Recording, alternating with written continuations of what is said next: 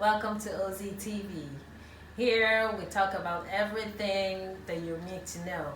We talk about family, we talk about relationships, we talk about children, homes. We talk about virtually everything.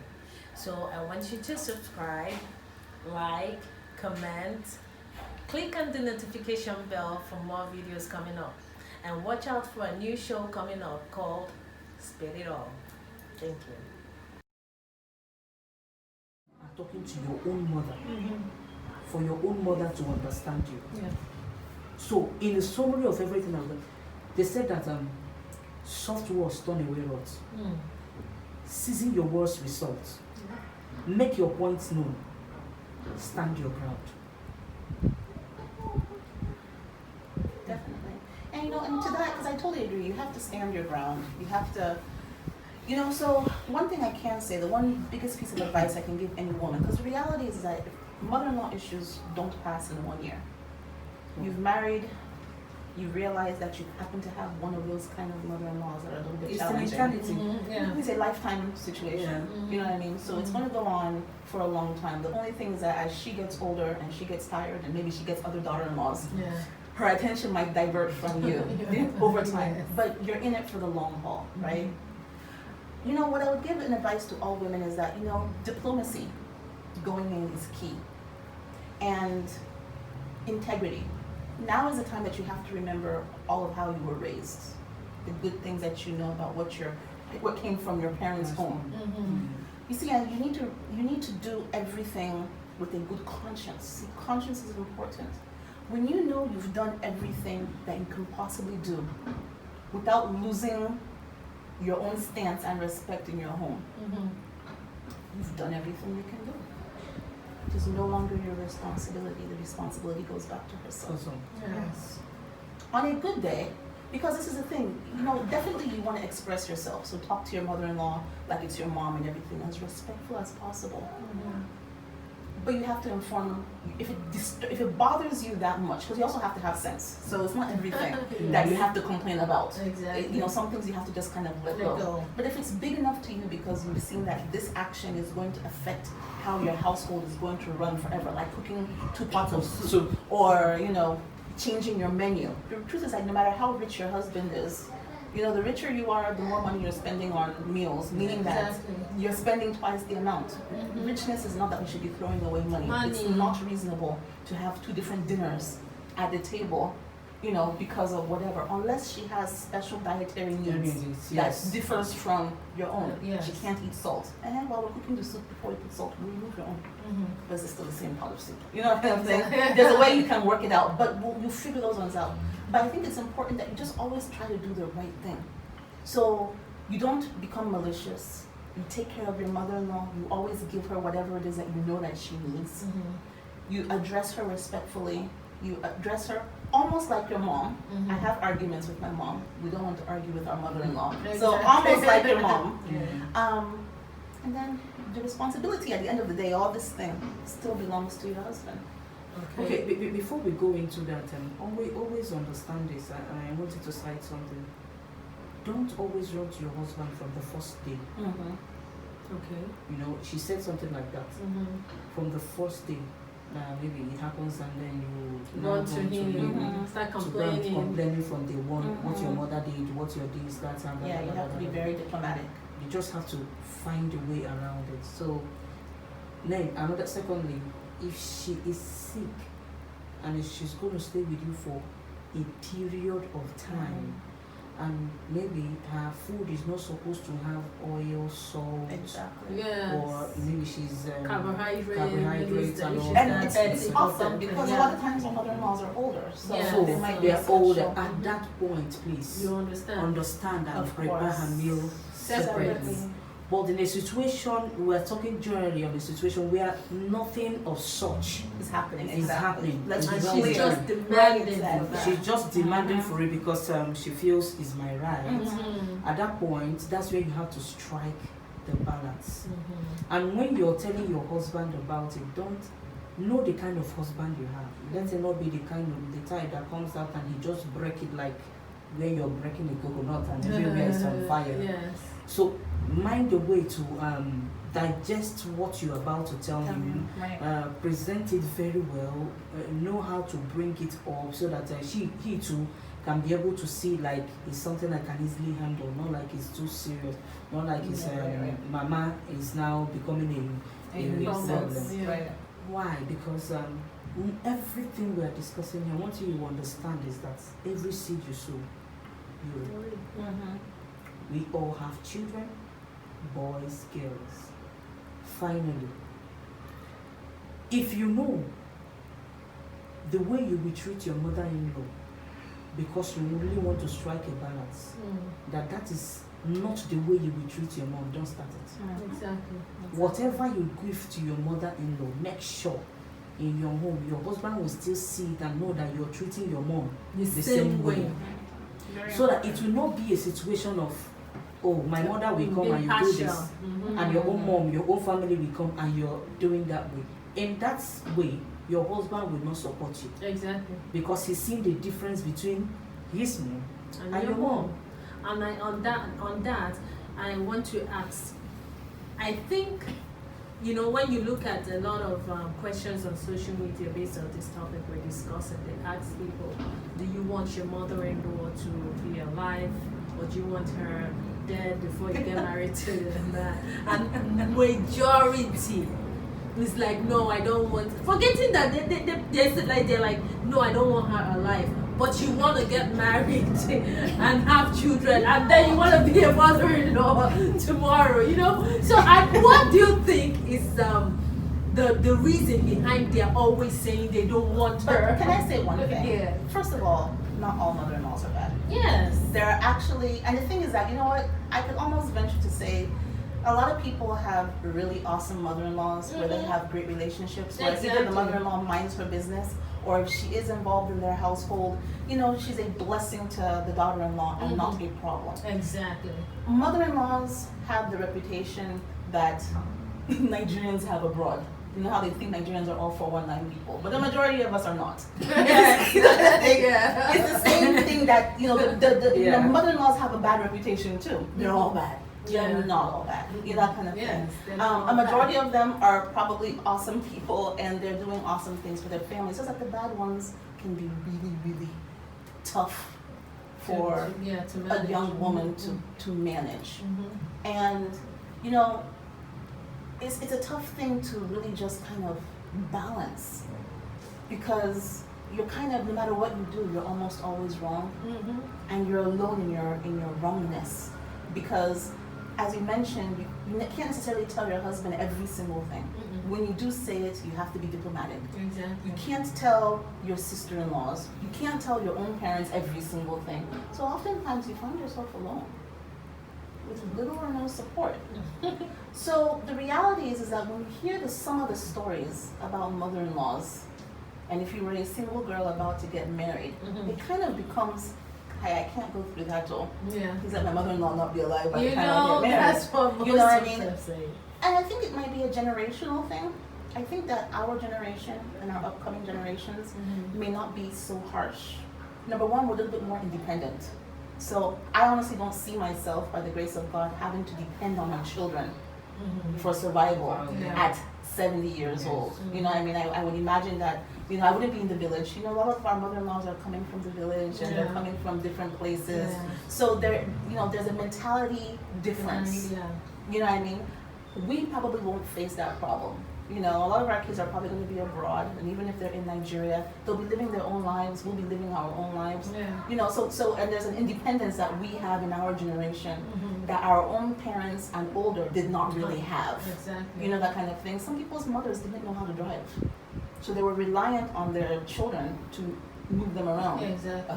Wherever I want to go, I'll enter my car and be going. That kind of thing. Yeah. So I don't think we're going to have the same kind of problems, mother-in-law issues with our children, and our children won't have them with their children the way past generations have had them. Okay. So that's why I don't think, as much as I know that I'm going to be a mother-in-law one day, I don't think the problems are going to be the same kind of problems. I personally, my social life is enough to where I don't have time for my son's life. You picture, you married her, you Deal with it. deal with it, you know. And then wives, and I guess we're gonna have a topic on this eventually. There are some bad wives too that deserve these mother-in-laws that they're getting. You know, there's a lot that goes into marriage, right? We're talking about mother-in-laws now, but I want it to be clear that there's bad behavior that can happen from different angles. Yeah. But right now we're focusing on, you can have the most awesome wife that's calm and cool and collected, and still the mother-in-law is giving her grief. Yes. And that's just not really fair. Yeah, so. Oh, but for me, having a mother-in-law is a blessing, actually. Like she said, there are good and wonderful mother-in-laws. There are. That they will come to your house, they will even help you bet your kids, cook for you. Yeah. So, Pamper you. Pamper you don't do anything. like your own, Right. like her own. Yes. She takes you like her own daughter. Child. She'll even be asking you, what do you want me to make for For dinner you, when by the time you come they back always from look work? at your face. Yeah. They want to Yeah. know Yeah. what's If you're going happy. on. Are you okay? Right. They want to gist with you. They want to. In fact, they actually come to your house at times just to see you. They love you a lot. Yes, a mother-in-law can be a blessing. Why? They are sitting on top of several things in the village for you. They are covering a lot for you at home. Yes. For example, it might not be a typical example. For example, you're not going for August meeting, your mother-in-law is alive. She will stand her ground and defend you in that meeting and say, no, she can't be able to come back. Anything they are paying, I'm ready to pay for her. But for now, she cannot be around. Maybe you didn't even call her. Maybe you didn't even tell her. She will stand her ground and completely Or cover you didn't even it know. up. Yeah. Or you don't even know. She will call, maybe she will not tell you later, you didn't even remember, don't worry yourself, I've taken care of it. That, yeah. Now, coming to your husband's uncles and all that, she will sit on top of several things to make sure that they don't harm you, or they don't come close, or they don't encroach into anything that belongs to your husband or to you. And even eventually it's going to be transferred to your children. Yes. She's so protective of her family that she doesn't want anything to actually go wrong. They are blessings. So nobody should wish that they die before you come in. I know that there could be mother-in-laws that are very bad, yet don't wish evil for them. Yes, okay. At old age, some of them regret everything they've done to you. If they are alive and have the opportunity of rewriting what they've done or making it right, they will honestly. So let's not wish for the death of anyone. Yeah, I don't think that the wishing of the death, I don't think it's a literal thing. I think it's just a thing of, hey, I don't want to deal with the mother-in-law. Is what, but it's not so much wishing that actual human beings would not, be alive because they want to get married. It's a broader issue. But yeah, I totally agree. Okay. So in the case whereby when a man gets married, between a mother and a wife, who do you think should come first in a man's life, like the husband? Who comes first? Is it the wife or the mother? The wife. This is the thing. And depending on who is watching right now, they may not like it. But here's the truth. Your mother and your wife have two different roles in your life. Okay. Point blank, period. When your wife marries you, she becomes the queen of the house. This is her house. And she's not going nowhere. She is your priority all of the time because you are the head of her family. That is the way it is supposed to be. Now, that a man makes his wife a priority does not mean that his mother is no longer a priority. Your mother's needs and your wife's needs should be different. They shouldn't be the same needs. But we misunderstood that. Okay. Do you understand? Your mom probably has more than one child. It's Nigeria. She might have 8 or 10. At least there will be 5 boys. 5 boys. In some cases, it's 8 boys and a girl. You know what I mean? And even if there's 9 girls and 1 boy, the point is that your mother has many children to answer her issues. Yes. Your wife has but the one husband. Yes. One person to solve all of her problems. So your wife is your priority because if you die, she becomes a widow. If you die, there's no name of what your mother becomes. There's a reason for that. That's true. Do you see what I'm trying to say? If you die, your wife, whatever you have, it needs to sustain her. your mom will then leave your house and go to her next child's house to go and stay. Yeah. And then you'll be left alone. The wife will be left alone to raise your children by herself. And I know that when we say, his siblings, they will step in, but we also know that they don't always do that. Everybody have their responsibilities. At the end of the day, school fees is school fees. And if I didn't plan to pay 3 other school fees, then they won't be paid. Mm-hmm. So your priority as a man is actually your wife and your children. They must be settled before anybody else. That doesn't mean that you neglect your family. Again, your mother's needs and your wife's needs are two different needs. You know that kind of thing? Mm-hmm. If your mother needs a hug, she should know who she will call to receive that hug. You understand? Yes. But if your wife needs a hug, she can only call one person. You know, I'm using the hug like, a superficial thing. But I mean, even when it comes to everything, when it comes to sex, when it comes to financial things, when it comes to problems with the kids, you are the beginning and the end for your wife. So again, don't neglect your mom. Take care of your mom, provide for your mom, raise your mother up. The woman raised you and sacrificed for you. That does not go away because your wife is your priority. All you are saying is that, your wife, you are the only thing your wife has. And also, understand this. The moment you got married, your mother handed over her power to your wife and gave her son to this woman and saying, all the days of your life, take care of her, or him, sorry. At that point, you should know that, like she said, priority goes beyond sex, goes beyond raising children, goes beyond physical needs. It also includes any day that you don't have money, you go down financially, the only person that will stand by you is this woman. She take over the suffering. Your mother will receive money from the other children. She'll even leave your household. Things got tough. She'll go to her next child. She wants to be taken care of very well. She will tell you she has labored, she has suffered. Some of them might not even give their son at that time 1 naira or 10 kobo. Yeah. But this woman begins to labor from the point where that thing is no longer available. She begins to remember the things you have done for her. But mama will always get attention from the other children. Yes.